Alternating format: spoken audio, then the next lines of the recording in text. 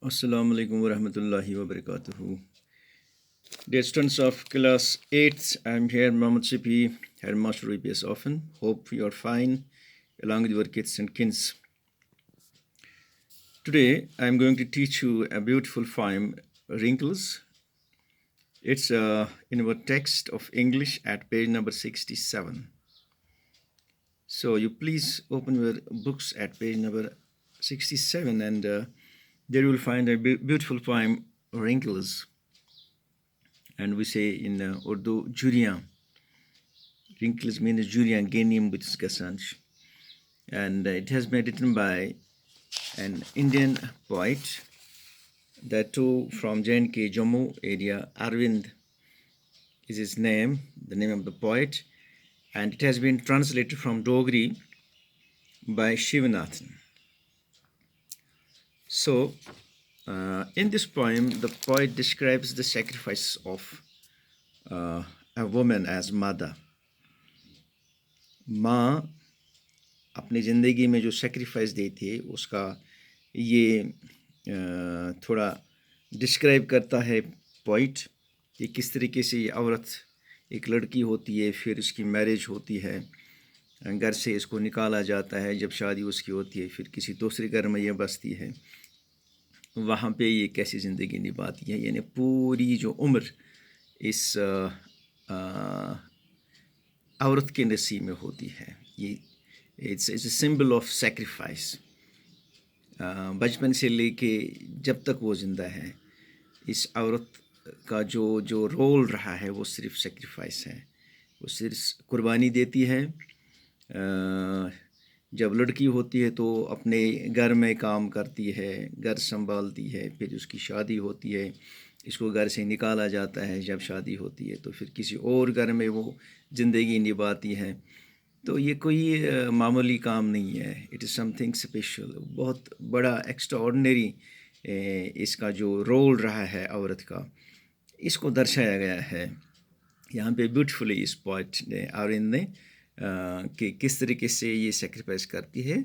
और साथ ही dear students, ये हमें एहसास दिलाता है कि जो कोई भी बच्चा हो, चाहे लड़का हो लड़की हो, अपनी माँ का, उसकी इस बात का ये रियलाइज़ करना चाहिए कि हमारी माँ हमारे लिए क्या करती है, या हमारी माँ कहाँ से आई है, किस घर से आई है, फिर किस घर में रहती है, और फिर कितनी मेहनत, अनथक मेहनत, टायरलेसली करती है मेहनत अपने बच्चों के लिए, घर संभालती है, पति को संभालती है, ससुराल में सब कुछ ये कंट्रोल करती है। ये सब कुछ जो मेहनत करती है, इसको एक इंसान को इस चीज़ का ये मतलब एहसास होना चाहिए कि ये जो औरत है कितनी सेक्रीफाइस करती है, बिना किसी चूँ चुरा के, बिना किसी हेजिटेशन के, बिना किसी इल विल के, ये टायरलेसली ये काम करती है सारा कुछ।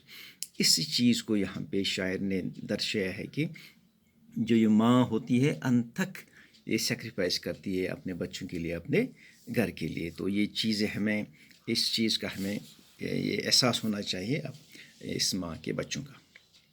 ठीक, तो यहाँ पे जो रिंकल्स है, ये जो बच्चा है, लड़का है या पोएट है, अपनी माँ के सामने बैठा है, और जब वो अपनी माँ के चेहरे की तरफ देखता है तो उसको लगता है कि जो माज घिने गमस, ये सना अत गनि क्या गई माज, या माज क्या आव गुजर, तो ये चीज़ दर्शावान ये पोएट पन्ने हिसाब। तो अस परो कह स्टेंजा आज वुचो क्या यसान ये वन। तो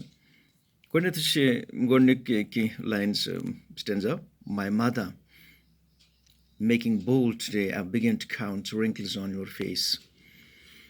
One wrinkle of the time when your father uprooted you from the backyard of his house to plant you in the courtyard of others. दो तीन stanza हम आज पढ़ेंगे. Dear student, you see, my mother फिर है comma, right? So comma has got importance here. It means my mother, of sentence यहाँ पे ख़त्म होता है। ठीक, मेकिंग बोल्ड टुडे, अब शायर कहते हैं अपनी माँ से, यू माई मदर, मेरी माँ, मेकिंग बोल्ड टुडे, आज मैं जुरत करूँगा, आज that today I am getting bold. Y? آج مجھ میں ہمت آ گئی ہے میری ماں. Begin to count wrinkles on your face, کیونکہ آج میں آپ کے جو چہرے پہ جھریاں آئی ہیں ان کو میں کاؤنٹ کروں گا. So today I am getting bold, I have got courage. مجھ میں ہمت آ گئی ہے ماں کہ میں دیکھوں آپ کے چہرے پہ اور گھنوں آپ کے چہرے پہ کتنی جھریاں ہیں. چکت سا گنہِ چھِ بٕتھِس گٔمٕژ باسو گنٛزر آواز. One wrinkle of the time when your father uprooted you. میری ماں کہ ایک جھری جو آپ کے چہرے پہ ہے، یُس اکھ گٔنۍ چھِ ژےٚ بٕتھِس گٔمٕژ اکھ گٔنۍ، یہِ چھِ تمہِ ساتٕچ گٔنۍ. It's of that time when your father uprooted you. Uproot is a very terrible word, very cruel word. بڑا ظالم ورڈ اس نے یوز کیا ہے. اپروٹ کہتے ہیں جڑ سے اکھاڑنا. ہم کسی درخت کو یا اگر تو کاٹتے ہیں بلیڈ سے کاٹتے ہیں اوپر سے، لیکن اس کا جڑ پھر بھی نیچے رہتا ہے، اس کو ہم سٹم بولتے ہیں. اور سٹم ہوتا ہے یعنی زمین کے اوپر بھی تھوڑا ایسا ہوتا ہے. جب آپ جنگل میں درخت کاٹتے ہیں وہ بلیڈ لیتے ہیں بڑا سا، تو وہ زمین کے اوپر سے 1-2 فیٹ پھر کاٹتے ہیں اس کو. ٹھیک، جو نیچے رہتا ہے اس کو سٹم بولتے ہیں، جو زمین کے اندر اس کو روٹس بولتے ہیں. یہ تو آپ کو پتہ ہے نا. تو یہاں پہ اس نے کہا ہے دیکھیے ہاں uproot when your father uproot, لیکن آپ کے باپ نے آپ کو جڑ سے اکھاڑ پھینک دیا. مینس یہ جو ہوتا ہے جب ایک لڑکی کی شادی ہوتی ہے، یہ ایک عام فریز ہے کہ جہاں پہ اس کی ڈولی اتری تو وہاں پہ اس کا جنازہ بھی نکلتا ہے. ٹھیک، اس کا کہنے کا مطلب یہ ہے کہ ایک بار جب لڑکی کی شادی ہوگی، وہ گھر سے نکل گئی، تو سبھی چاہتے ہیں کہ یہ واپس نہ آئے. اب اس کو زندگی گزارنے سسرال میں خوشی وہاں پہ رہے، تاکہ اس کو کوئی پریشانی نہ ہو، وہیں پہ رہے. ٹھیک، تو اپروٹ کا مطلب ہے کہ اس کو جڑ سے اکھاڑ پھینکنا. Means once for all. جب کسی کی یہ کرتے ہیں شادی بیٹی کی، تو ونس فار آل ہم کوئی پیرنٹ نہیں چاہتا ہے کہ شادی کر کے پھر گھر واپس آئے، تو یہاں پہ جب اگر خدا نخواستہ اس کو کوئی پریشانی ہو. تو یہاں پہ اپروٹ کا مطلب یہی ہے کہ جڑ سے اکھاڑ دیا آپ کو اپنے باپ نے. مینس آپ کو باپ نے آپ کو جب شادی کی تو یہ جھری، پہلی جھری وہی ہے. So dear mother, the one wrinkle is of that time when your father got married you, when you were married and when you were sent to your in-laws. جب آپ کو سسرال بھیجا گیا تو پہلی چری چہرے پہ آپ کے آ گئی، یہ وہی چری ہے. ٹھیک، اب third stanza. From the backyard of his house to plant you in the courtyard of others. You see, it's having a deep meaning. اگر ہم بیک یارڈ کی میننگ ہم لفظی معنی بتائیں، یہ back yard is a basically combination of 2 words. Back الگ، yard الگ. ٹھیک، it's a compound word. Yard کا بھی الگ میننگ ہے. یارڈ کہتے ہیں آنگن کو، صحن کو. بیک کہتے ہیں بیک کو، پچھلے کو. ٹھیک، بیک یارڈ کو پچھلا آنگن ہم کہیں گے، رائٹ.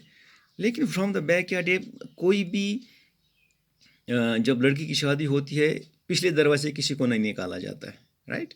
اب شاعر نے یہاں پہ کیوں یوز کیا ہے یہ بیک یارڈ؟ ژٕ کیٛازِ ماجہِ وَنان ژٕ کیٛازِ کٔڑہَکھ گَرِ پٔتمہِ دروازٕ کِنۍ؟ اگر اس لفظی معنی وٕچھو تیٚلہِ چھُ مطلب اَتھ یی، لیکن بیک یارڈ کا یہاں پہ یہ مطلب ہے. اب دیکھیے، جب ہم گھر بناتے ہیں، آپ اگر سوچیں گے اس بات پہ، جو اچھی چیزیں ہوتی ہیں ہم چاہتے ہیں کہ وہ گھر کے فرنٹ میں سامنے ہو.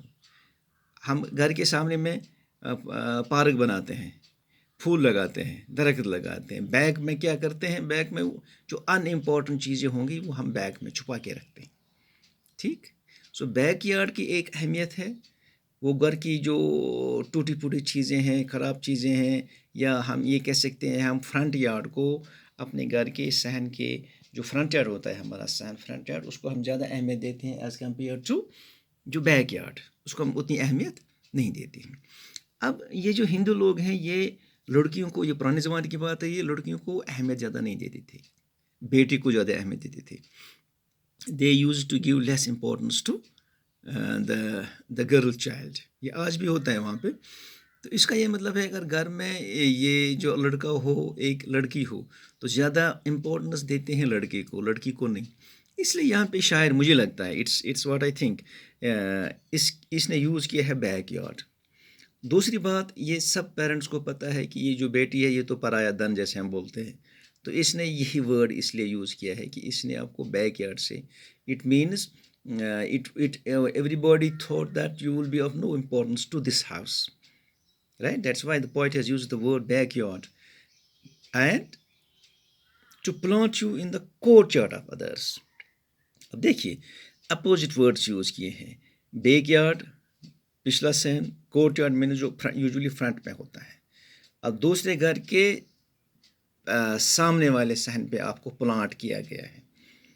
اب دیکھیے یہ کوئی یہاں پہ اس نے یوز کیا ہے، اسے ہم پرسونیفائی کہتے ہیں یا میٹافر کہتے ہیں، ایک پلانٹ کی شکل. یہ اس کو آپ نے، آپ کے پیرنٹس نے، باپ نے آپ کو پچھلے دروازے سے نکالا ہے، پچھلے صحن سے نکالا اور کسی اور کے گھر کے سامنے والے صحن میں لگایا، پلانٹ کیا. پلانٹ مینز جیسے ہم کوئی درخت پیڑ لگاتے ہیں. تو یہاں کا تشبیہ ہے یہ کہ گھر سے نکالا لیکن کسی اور گھر میں آپ کو پلانٹ کیا گیا، رکھا گیا. اس بات کا یہ یہاں پہ انڈیا دیتے ہیں کہ اب آپ کو رہنا ہے اسی گھر میں جس گھر میں آپ کی شادی ہوتی ہے، ٹھیک. اور رہنا ہی نہیں بلکہ آپ کو اب فرنٹ یارڈ میں پلانٹ کیا گیا. اب یہ گھر آپ کا ہے. No doubt there will be your father in law, there will be your mother in law, جو بھی ہیں گھر میں، لیکن بہرحال گھر اسی لڑکی کا ہوتا ہے جس کی اس گھر میں شادی ہوتی ہے. یہ پتہ گھر بنان أمۍ سُنٛدٕے. تَوَے چھِ اَتہِ وٲرڈ کوٚرمُت یِم یوٗز، ژٕ ہسا کٔرنَکھ مٲلۍ کٔڑنَکھ گھرِ ژٕ بیک یارڈ کِنۍ، مگر پٕلانٹ کٔرنَکھ ژٕ کَتٮ۪تھ؟ In the courtyard of اَدٲرٕس، بیٚکِس جایہِ فرٛنٛٹ صحنَس منٛز. یعنی ژٕ ہسا بناوکھ وۄنۍ اَمہِ گھرِچ مالکِن. ہُہ گھر اوسُے نہٕ ژےٚ پَنُن کینٛہہ. ییٚتہِ جہاں پہ آپ نے جنم دیا ہے سُہ اوس نہٕ ژےٚ پَنُن، وۄنۍ ہسا چھُ یِہوٚے پَنُن گھر. گو یہاں پہ ان لائنز میں جو شاعر ہمیں کہنا چاہتا ہے کہ جو ایک جوری اس نے کاؤنٹ کی اپنی ماں کی، کہا ماں یہ جو پہلی جوری میں دیکھ رہا ہوں یہ تب آپ کے چہرے پہ بنی جب باپ نے آپ کو گھر سے نکالا، مین جب باپ نے آپ کی شادی کی، اور یہ وہی پہلی جوری ہے. کیوں؟